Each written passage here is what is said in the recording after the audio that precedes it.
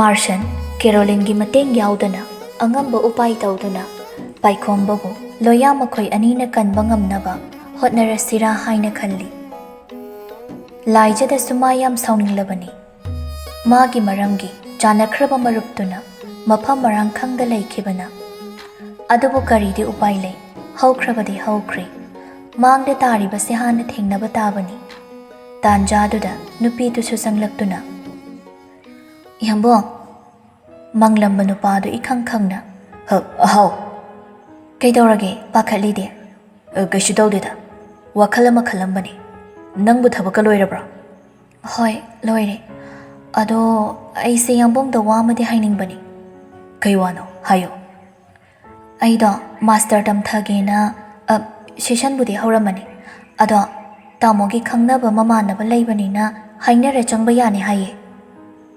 Graduation loiraba natrona. Graduation loibagini, aina master tawthagena hairise. Abima, aigise nangi aningba pamada thinjinbagi wadi nati. Ado isu nang makhadi tamtharurano. Nang sum yumda laishinba talle hairisu, yambong nangi thabak pige. Kai thabak no? Ai sinabagi. As, ado natte ba yambong. Master do loithoga, aisu exam achawba thaninge haiba. Abema, nupido kaino haibagom, nupado de yenglai. Martian nupido po managda chingshinduna. Yambong na haibasida ningai tawgano. Haibi illo. Nang ni yumda layba nungai trabasto, ay marak tanang ba office tapogi. Wakal so yam kanjin gano. Nang na mama ina mauning na so, yambong dadom hayo. Ay nang bu yumda so ida na pubigi. Natanda di pangchata zatokano. Yik na basing na kudong chaba laukini. Ay gidi yik na balaite. Caroline ka yambong ga unabada. Ay ukrani kan bay pakalambadi kangde. Nang se, ado dihik hairalay. Achumba asing bahay basa. Tamoy duda, kakjing na kakjiglak pataw na nabra. Chumdabagi sawning hay bani. Achumba hay basa, mi sawi hay. Chumdabada sawi hay badi ay tadri. Tawdaba tabagda, tawwe na kit nambasa, mi sawi. Ay na propiradi. Mit na uba kakdamag, asing bani hay bayabra ne. Adudi, jinbal da hay bawahi kak na tasa bayabra. Ay nupise, ay dinahan kay kangdi. Mariyam kan janina. Yambong na kan ba anamday, ay nisuhin na kan bani. Sikang na janasi. Nangam jaro. Ado, Caroline ga unabay maram, yambong ay ngonda hay mali. Kang bada ka na rin kan bagi hay da bani. Hokre. Ado'y wari do thopsing krasi. Divorce ki wado na kamay daw bano. Nang ay gakay na bapam labra ne. Yambong na pam bani, ay nga Natte. Ang ngaw po iraso, tamay palo bani na. Nung sirap ko masakang eh. Kog ang mapan ba na wakal su kantarak bani. Ay nang galap na ba, kay na bangam ni tazade bema. Ay giso nung shibi itjanlay. Asum na nang giso, tamo na sunang bukayagi matik nung shizaram gani.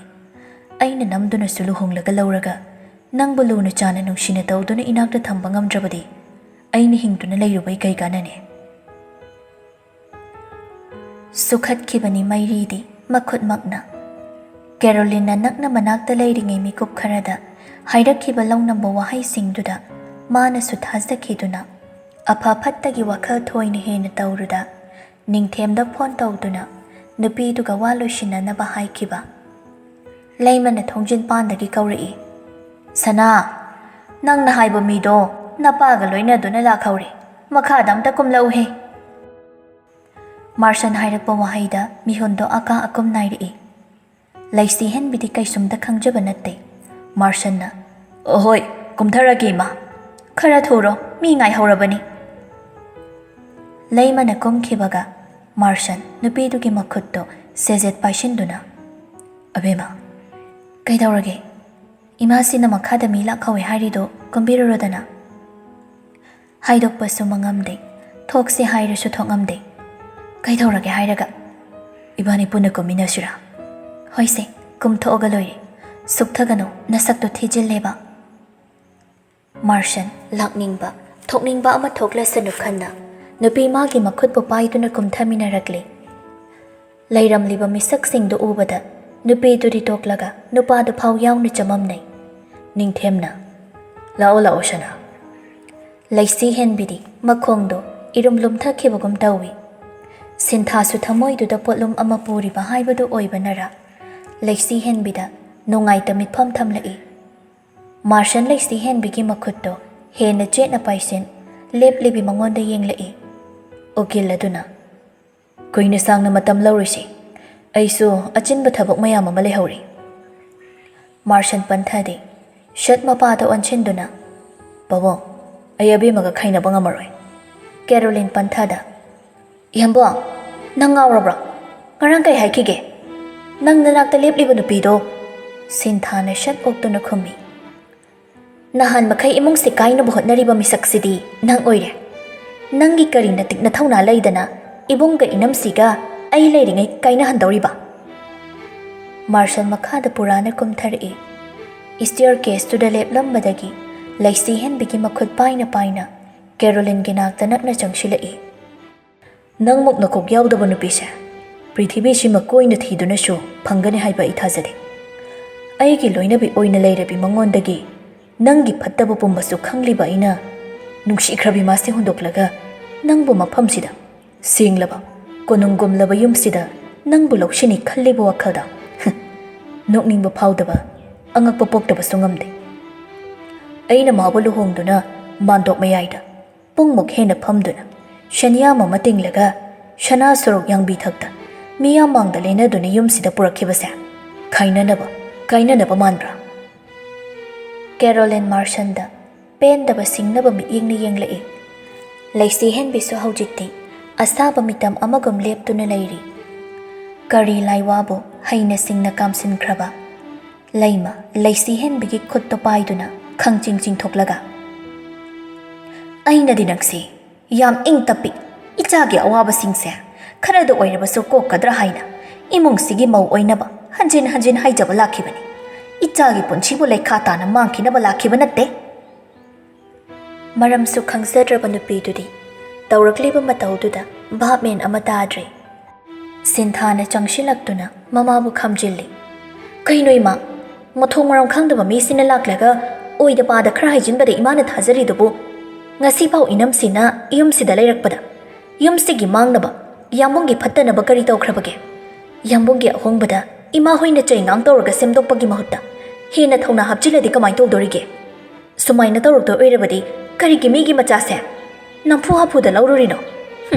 Lauraba matungda asumna tawrisi kaigino. Yambungna imana tawrise tamuchagi imung manungna tawrambu oirabadi ima hoi tumin leigadro. Hai angang nangna masigi matangda karisu khangba natte. Ichanupagi magundi mama oibi aina hena khangi. Noida paikhombado mafam khangdana mangkhibada nupisigi khut yawe haibase aina chap chana khangabani. Aina sumabu hek pokjabi ichaningon makum nungshiba natro aduga mahdi. Dapai khombada inam sina khudong thiba thogal haibagi proof leibra. Aduga amana mina pangangang laga hekta thajabagi phattaba pholsulakani. Tapna ina wafamse kayamuk yamna chumlebana haibada thizilaba tongda tanbu tanthoklebasu amabu tawrabasu tawgadabani. Ngamme matagam tawri pamyam sibu karino. Caroline mafamduda leibada khudong thira drami pairakle. Martian Caroline gi mawong matawdo kupna munna yenglai. Uba maktada mi amagi wakhalda kari lei kupna munna khangba ngamba mahakni. Leimana aigidi ichanupa mathantani ma mangba yaba natte. Nauringai matamda nupisigi phattaba khanghobasi yamna phakre. Kari hena waningai leibagi imau ama. Nupadu sauram mamai mamit ngak sangangna. Chahi gyano ha chahi gyano aina sirage haina phau khanduna imungsida yumsida isagi kadagi hendoktaba makai angauba amagi saglonda laikibada. Abi man aigi punchida laklaba tungdagi khudingmak afabu maikaida lamjilakhi haibase karigi noina khangdabada. Aina fana ngai hak saubagi ngang cheiba tawkhrabasu mama ama oina imana khana jainaba khamdokpibagi mahutta migi wa taraga itai inau kainanaba shilisi karigida. Magi magun munna khange haiduna imana hanjin mabu haijaba chakhiba natra. Aduga karigino haujikna sena khainanaba silaklibada. Nupi oiragana irang tawi waraktabina haiba. Aduga nachanupa aibuna anirak suna luhongnaba haiba ngamba imanangi thamoido nachana waraudaba ngamde. Noi kanamtana magi thamoi masak khangdrabasu ꯑꯩꯅꯗꯤ ꯃꯨꯟꯅ ꯈꯪꯉꯤ ꯑꯕꯦꯝꯃꯅ ꯀꯩꯗꯧꯅꯨꯡꯗ ꯑꯗꯨꯒꯨꯝꯕ ꯊꯕꯛꯇꯣ ꯄꯥꯡꯊꯣꯛꯄ ꯉꯝꯗꯧꯕ ꯂꯩꯇꯦ꯫ ꯃꯥꯔꯁꯟ ꯀꯦꯔꯣꯂꯤꯟꯗ ꯑꯣꯟꯁꯤꯜꯂꯛꯏ꯫ ꯇꯨꯡ ꯍꯟꯗꯨꯅ ꯆꯦꯟꯈꯤꯒꯦ ꯇꯧꯔꯤꯕꯤ ꯅꯨꯄꯤꯗꯨꯕꯨ ꯇꯥꯞ ꯐꯥꯗꯨꯅ ꯃꯉꯛ ꯁꯝꯗꯣ ꯋꯥꯜꯗꯨꯗ ꯈꯪꯅꯝ ꯅꯝꯁꯤꯟ ꯃꯈꯧꯔꯤ ꯃꯦꯠꯇꯨꯅ ꯅꯪꯅ ꯑꯩꯕꯨ ꯁꯦꯡꯅ ꯃꯁꯛ ꯈꯪꯕ ꯉꯝꯈꯤꯗꯕ ꯅꯪꯒꯤ ꯂꯥꯏꯕꯛ ꯊꯤꯕꯅꯤ꯫ ꯅꯪꯅ ꯄꯉꯥꯡ ꯉꯥꯡꯕ ꯋꯥꯍꯩ ꯈꯔꯗ ꯑꯩꯅ ꯊꯥꯖꯅꯤ ꯁꯤꯔꯥ? ꯑꯗꯨꯒ ꯍꯧꯖꯤꯛꯇꯤ ꯄꯥꯏꯈꯣꯝꯕꯒꯤ ꯑꯁꯦꯡꯕ ꯂꯤꯈꯨꯟꯁꯨ ꯃꯤꯀꯨꯞ ꯈꯔꯒꯤ ꯇꯨꯡꯗ ꯁꯣꯏꯗꯅ ꯈꯪꯕ ꯉꯝꯂꯅꯤ꯫ ꯍꯨꯔꯥꯟꯕꯒꯤ ꯇꯔꯥꯅꯤ ꯃꯄꯨꯒꯤꯅ ꯅꯣꯡꯃ ꯍꯥꯏꯕ ꯋꯥꯍꯩꯁꯦ ꯈꯟꯊꯕ ꯉꯝꯗꯕ ꯁꯟꯊꯤ ꯍꯥꯟꯕ ꯀꯣꯛꯇꯨꯅ ꯈꯪꯕ ꯉꯝꯈꯤꯗꯕ ꯅꯪꯒꯤ ꯂꯥꯏꯕꯛ ꯊꯤꯕꯅꯤ꯫ ꯇꯁꯦꯡꯅ ꯁꯦꯝꯗꯣꯛꯅꯕ ꯇꯟꯖꯥ ꯄꯤꯕꯗ ꯂꯧꯁꯤꯟꯕ ꯍꯩꯈꯤꯗꯕ ꯅꯪꯒꯤ ꯂꯥꯏꯕꯛ ꯊꯤꯕꯅꯤ꯫ ꯅꯨꯄꯤꯅꯤ ꯍꯥꯏꯗꯅ ꯑꯩ ꯅꯉꯣꯟꯗ ꯈꯨꯠ ꯊꯥꯈꯤꯗꯕꯅꯤ꯫ ꯍꯥꯏꯔꯤꯕ ꯋꯥꯍꯩ ꯂꯧꯁꯤꯟꯕ ꯉꯝꯗꯦ꯫ ꯃꯌꯥꯝꯗꯨꯁꯨ ꯇꯤꯉꯛ ꯇꯤꯉꯛ ꯑꯅꯤꯗꯨꯗ ꯌꯦꯡꯉꯤ꯫ ꯃꯔꯛꯁꯤꯗ ꯈ꯭ꯋꯥꯏꯗꯒꯤ ꯉꯛꯂꯤꯕꯗꯤ ꯂꯩꯁꯤ ꯍꯦꯟꯕꯤꯅꯤ꯫ ꯃꯥꯗꯤ ꯇꯧꯅꯔꯤꯕ ꯍꯥꯏꯅꯔꯤꯕ ꯄꯨꯝꯕꯗꯣ ꯃꯪꯂꯥꯟꯗ ꯊꯣꯛꯄ ꯊꯧꯗꯣꯛꯀꯨꯝꯕꯅꯤ꯫ ꯉꯛꯆꯥꯟꯅꯕ ꯃꯤꯠꯌꯦꯡꯅ ꯃꯤꯀꯨꯞ ꯈꯔ ꯌꯦꯡꯂꯨꯔꯁꯨ ꯇꯧꯅꯔꯤꯕ ꯃꯇꯧꯗꯣ ꯁꯣꯏꯅꯕ ꯇꯥꯔꯦ ꯈꯟꯅ ꯃꯥꯔꯁꯟꯕꯨ ꯈꯥꯝꯗꯣꯛꯄ ꯆꯦꯟꯁꯤꯜꯂꯛꯏ꯫ ꯃꯈꯨꯠꯇꯣ ꯂꯧꯊꯣꯛꯅꯕ ꯃꯨꯛꯇꯨꯅ ꯏꯌꯥꯝꯕ ꯌꯥꯔꯤꯁꯦ ꯊꯥꯗꯣꯛꯑꯣ ꯁꯤꯟꯅꯕ ꯇꯥꯔꯤ ꯃꯤꯌꯥꯝꯕꯣ꯫ ꯑꯕꯦꯝꯃ ꯑꯩꯕꯨ ꯈꯝꯂꯛꯀꯅꯣ ꯃꯁꯤ ꯊꯥꯜꯂꯒ ꯑꯩ ꯖꯦꯜ ꯆꯪꯂꯁꯨ ꯆꯪꯈ꯭ꯔꯒꯦ꯫ ꯁꯦ ꯐꯠꯇꯕ ꯃꯥꯒꯤꯁꯨ ꯑꯗꯨꯝ ꯃꯥꯅ ꯇꯧꯖꯔꯨꯕꯒꯤ ꯃꯍꯩ ꯐꯪꯖꯅꯤꯕ ꯏꯌꯥꯝꯕꯅ ꯃꯥꯒꯤꯗꯃꯛ ꯀꯩꯒꯤ ꯑꯋꯥꯐꯝꯗ ꯇꯥꯗꯣꯏꯅꯣ? ꯍꯥꯏꯅꯔꯤꯉꯩ ꯂꯣꯌꯥ ꯑꯃꯗꯤ DSPꯗꯨꯒꯤ ꯇꯤꯝ ꯈꯔꯒ ꯃꯐꯝꯗꯨꯗ ꯌꯧꯁꯤꯜꯂꯛꯂꯦ꯫ ꯃꯤꯀꯨꯞꯇꯨ ꯈꯛꯇꯗ ꯊꯥꯗꯣꯔꯛꯏ꯫ ꯎꯄꯥꯏ ꯂꯩꯔꯔꯣꯏ ꯈꯪꯂꯕꯗ ꯀꯦꯔꯣꯂꯤꯟ ꯂꯩꯁꯤ ꯍꯦꯟꯕꯤꯒꯤ ꯃꯈꯣꯡ ꯀꯣꯟꯗꯨꯅ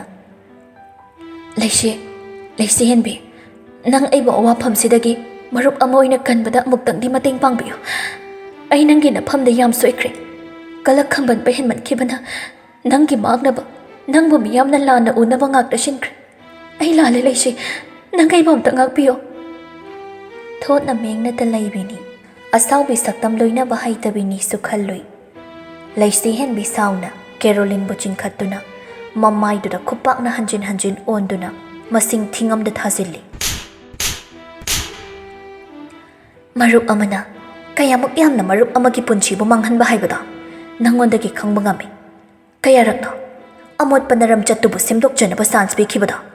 ꯂꯩꯁꯥꯔꯤꯉꯩ ꯍꯥꯌꯔ ꯁꯦꯀꯦꯟꯗꯔꯤ ꯇꯝꯂꯤꯉꯩꯗꯒꯤ ꯅꯪꯅ ꯇꯧꯔꯛꯄ ꯑꯁꯣꯏꯕ ꯑꯔꯥꯟꯕꯁꯤꯡꯗꯣ ꯍꯟꯖꯤन ꯍꯟꯖꯤन ꯉꯥꯛꯄꯤꯗꯨꯅ ꯂꯥꯛꯄꯅꯤ꯫ ꯃꯇꯝꯗꯨꯗ ꯋꯥꯈꯜ ꯈꯟꯊꯕ ꯉꯝꯗ꯭ꯔꯤ ꯍꯥꯏꯔꯕꯁꯨ ꯍꯧꯖꯤꯛ ꯐꯥꯎꯕ ꯅꯕꯨꯛꯆꯦꯜꯗꯣ ꯈꯖꯤꯛꯇꯁꯨ ꯑꯐꯕꯔꯣꯝꯗ ꯁꯦꯝꯗꯣꯛꯆꯔꯛꯄ꯭ꯔꯥ ꯍꯥꯏꯅ ꯌꯦꯡꯕꯤꯕꯅꯤ꯫ ꯂꯤꯟꯅ ꯃꯈꯨꯟ ꯆꯪꯂꯝꯗꯥꯏꯗ ꯆꯨꯝꯂꯛꯏ ꯍꯥꯏꯕꯗꯣ ꯑꯗꯨ ꯅꯠꯇ꯭ꯔꯤꯐꯥꯎ ꯅꯁꯥꯅ ꯅꯁꯥꯒꯤ ꯑꯁꯣꯏꯕꯗꯣ ꯈꯪꯖꯔꯛꯇ꯭ꯔꯤꯐꯥꯎ ꯃꯤꯌꯥꯝ ꯄꯨꯝꯕꯅ ꯅꯪꯕꯨ ꯐꯅ ꯅꯨꯡꯁꯤꯅ ꯂꯣꯏꯅꯔꯕꯁꯨ ꯑꯃꯣꯠꯄ ꯅꯔꯝꯆꯠꯇꯣ ꯁꯦꯝꯗꯣꯛꯄ ꯉꯝꯕ ꯍꯧꯅꯗꯦ꯫ ꯇꯧꯖꯔꯨꯕ ꯅꯔꯥꯜꯁꯤꯡꯗꯨꯒꯤ ꯀꯔꯃꯅꯤ꯫ ꯂꯩꯁꯤ ꯍꯦꯟꯕꯤꯅ ꯏꯟꯊꯣꯔꯛꯄꯒ DSPꯗꯨꯅ ꯂꯣꯏꯅꯔꯛꯄ ꯅꯨꯄꯤ ꯄꯨꯂꯤꯁ ꯑꯃꯅ ꯀꯦꯔꯣꯂꯤꯟꯕꯨ ꯍꯦꯟꯀꯞ ꯇꯧꯁꯤꯜꯂꯤ꯫ ꯄꯤꯔꯣꯏꯅꯕ ꯃꯤꯠꯌꯦꯡꯁꯨ ꯉꯁꯤꯗꯤ ꯅꯨꯡꯉꯥꯏꯇꯕ ꯄꯣꯛꯂꯨꯗ꯭ꯔꯤ꯫ ꯃꯌꯥꯝ ꯊꯣꯛꯅꯈ꯭ꯔꯕ ꯇꯨꯡ DSPꯗꯨꯅ ꯃꯥꯔꯁꯟꯒꯤ ꯃꯈꯨꯠ ꯁꯣꯛꯂꯒ ꯊꯦꯡꯛ ꯌꯨ ꯏꯇꯥꯎꯒꯤ ꯊꯧꯗꯣꯛꯁꯤ ꯈꯛꯀꯤ ꯂꯪꯂꯥ ꯂꯪꯖꯤꯜꯗꯅ ꯑꯇꯣꯞꯄ ꯃꯥꯏ ꯄꯥꯛꯄ ꯉꯝꯈꯤꯗ꯭ꯔꯕ ꯀꯦꯁ ꯀꯌꯥꯗꯁꯨ ꯆꯦꯟꯅꯔꯝꯕꯅ ꯉꯁꯤꯗꯤ ꯏꯇꯥꯎꯅ ꯑꯩꯒꯤ ꯁꯤꯟꯐꯝꯁꯤꯗꯁꯨ ꯃꯇꯦꯡ ꯄꯥꯡꯕꯤꯔꯤ꯫ ꯑꯩꯅꯁꯨ ꯑꯉꯝꯕ ꯊꯥꯛꯇ ꯁꯣꯏꯗꯅ ꯊꯨꯅ ꯄꯥꯏꯈꯣꯝꯕ ꯑꯃꯗꯤ ꯂꯥꯏꯖꯕꯨ ꯅꯪꯒꯤ ꯅꯈꯨꯠꯇ ꯁꯤꯟꯅꯔꯅꯤ꯫ ꯋꯥꯍꯩꯁꯦ ꯍꯥꯏꯔꯝ ꯅꯣꯛꯐꯦꯠ ꯇꯧꯔꯝꯗꯨꯅ DSPꯗꯣ ꯃꯊꯧꯅ ꯌꯥꯗꯗꯨꯅ ꯆꯠꯈ꯭ꯔꯦ꯫ ꯂꯨꯝꯊꯔꯝꯕ ꯋꯥꯈꯜꯁꯨ ꯉꯁꯤꯗꯤ ꯇꯌꯥꯡꯕ ꯑꯃ ꯐꯥꯎꯔꯛꯂꯤ꯫ ꯅꯨꯄꯥꯗꯣ ꯃꯥꯔꯁꯟ ꯑꯇꯣꯞꯄ ꯀꯅꯥꯕꯨ ꯌꯦꯡꯂꯝꯗ ꯂꯩꯁꯤ ꯍꯦꯟꯕꯤꯒꯤ ꯃꯈꯨꯠ ꯄꯥꯏꯗꯨꯅ ꯀꯥꯗ ꯆꯤꯡꯈꯠꯈ꯭ꯔꯦ꯫ ꯁꯤꯟꯊꯥꯁꯨ ꯃꯤꯀꯨꯞ ꯈꯔꯗꯤ ꯎꯌꯨꯡꯒꯨꯝꯅ ꯂꯦꯞꯂꯝꯃꯤ꯫ ꯀꯨꯏꯔꯕꯒꯤ ꯇꯨꯡꯗꯅꯤ ꯃꯥꯅ ꯂꯣꯌꯥꯕꯨ ꯎꯖꯕ ꯐꯪꯕ꯫ ꯉꯁꯤꯗꯤ ꯃꯍꯧꯁꯥꯒꯨꯝ ꯃꯥꯕꯨ ꯂꯣꯟꯅꯇ ꯑꯣꯏꯔꯁꯨ ꯌꯦꯡꯂꯝꯗ꯭ꯔꯦ꯫ ꯐꯅ ꯌꯥꯝꯅ ꯋꯥꯈꯜꯗꯨꯅ ꯈꯜꯂꯔꯣꯏ ꯍꯥꯏꯅ ꯑꯅꯝ ꯀꯟꯗꯨꯅꯁꯨ ꯊꯃꯣꯏꯗꯨꯅꯗꯤ ꯁꯦꯡꯅ ꯅꯨꯡꯁꯤꯔꯨꯕꯅ ꯉꯝꯗꯦ꯫ ꯂꯩꯃꯅ ꯎꯀꯤꯜꯗꯨꯗ ꯑꯣꯟꯁꯤꯟꯗꯨꯅ ꯏꯆꯥꯁꯨ ꯏꯉꯥꯎ ꯉꯥꯎꯔꯝꯂꯅꯤ ꯇꯧꯔꯤꯁꯦ꯫ ꯉꯁꯤꯒꯤꯗꯤꯅꯦ ꯁꯥꯎꯕ ꯌꯥꯗꯦꯀꯣ꯫ ꯏꯆꯥꯒꯤ ꯑꯆꯤꯟꯕ ꯃꯇꯝꯁꯨ ꯃꯥꯡꯍꯜꯂꯦ꯫ ꯅꯣꯡꯃ ꯐꯖꯅ ꯆꯥꯛ ꯆꯔꯥ ꯑꯃ ꯆꯥꯃꯤꯟꯅꯁꯤ꯫ ꯍꯣꯏ ꯃꯥꯁꯦ, ꯑꯗꯨꯗꯤ ꯑꯩꯁꯨ ꯑꯃꯨꯛ ꯆꯠꯂꯨꯈꯤꯒꯦ꯫ ꯑꯔꯨꯕ ꯀꯦꯁ ꯈꯔꯁꯨ ꯄꯩꯗꯨꯅ ꯂꯩꯍꯧꯔꯤ꯫ ꯐꯔꯦ ꯏꯃꯥꯁꯤ ꯊꯤꯟꯗꯣꯛꯀꯦ꯫ ꯌꯥꯔꯅꯤ ꯏꯃꯥꯁꯦ, ꯑꯩ ꯁꯨꯝ ꯊꯣꯛꯈ꯭ꯔꯒꯦ꯫ ꯎꯀꯤꯜ ꯅꯨꯄꯤꯗꯨꯅ ꯊꯣꯛꯈꯤꯕ ꯍꯧꯖꯤꯛ ꯈꯛꯇꯗ ꯏꯃꯨꯡꯗꯣ ꯏꯆꯤꯛ ꯆꯤꯛꯂꯛꯏ꯫ ꯅꯤꯡꯊꯦꯝ ꯋꯥ ꯉꯥꯡꯗꯦ꯫ ꯃꯥ ꯂꯩꯃꯒꯤ ꯃꯑꯣꯡꯗꯣ ꯌꯥꯅꯤꯡꯕ ꯑꯣꯏꯗꯦ꯫ ꯑꯁꯤꯗꯁꯨ ꯅꯠꯇꯅ ꯏꯃꯨꯡꯁꯤꯗ ꯁꯤꯜꯂꯛꯂꯤꯕ ꯍꯋꯥ ꯅꯨꯡꯁꯤꯠꯁꯤ ꯃꯥꯒꯤ ꯑꯄꯥꯝꯕ ꯑꯣꯏꯗ꯭ꯔꯦ꯫ Sintha kaada changlakduna magi phamungduda git phamthai phungalakpa sordo fathanaba hotnajai mado kari ira laiduna mana ibo asiyongna mirairiba apama phanglaba tungdadi nupa khudingmak asum tawbra mikap sigidamakla aina mabu nungsikhiba yenglaroi khanna onthokjabani thamoi sibu waraknaba hotnaringai kariki inakta laktuna saktamduna kaihorambado michina hanna yenglamdrasu saktamduna hanjinna thamoi sibudi kaihorare Sintharakpa pirangsu maning tawro matagom taithoklude ngasidi haukraba matamdo kaya nungsiba Sinthakhiba pirangsu makhutmakna taithokpi ningai chawbi mabu themjinkhiba loikre matamdo halaklaroi ko amuk hanna wakhalse khanbada thamoi du suttanikano mi paigano mayadabani adubu karomdagino itha thazada koirabagi tongshida loyada phone tawrai Sintha paide paikhatte ma haujik mathanta tumin leiningi loya su loyani paidri phau tawni matagam hanjin tawshilli kona thangda Sinthado phone dubu op thamjinduna bathroom changlaga shower do on tawduna adugi makhada phammi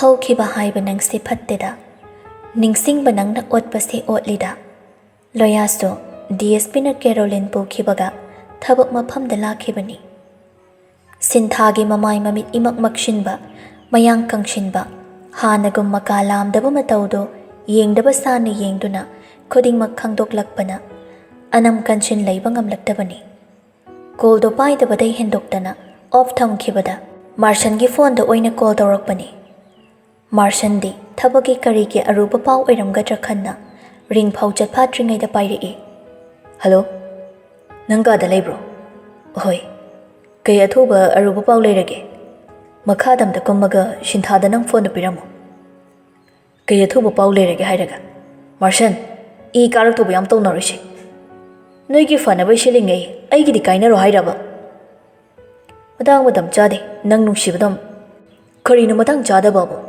Mamai mamit ke ikut kutlaga yengba nungai triyamna Paikhomba phangnaba matam khara lapai wani Shi magna ma nungsidaba nattabanina magi sokchilakpa phibamda ayengba nungaite Loya adugidamak nang ka hina wakhal wasingano aina fanaba khudingmak chingani Sintha aigi ichalni aina kupni yengshini aitabu luhongduna laurubagi yadabani nangidi matam kitang ngaiko aina thabaksingse mai paklaba tungda khudingmak phanaba shingani Loya so upai laite tahaba mataw uttunasu Marshana hairakpa wahaina makha tana takshinbasu ngamluda makha taramda phone do kakri phone kaklaba tungda phaurakpa ihosingdo khangsinaba hotnabada gari ki steering duda makhutto chetna paishilli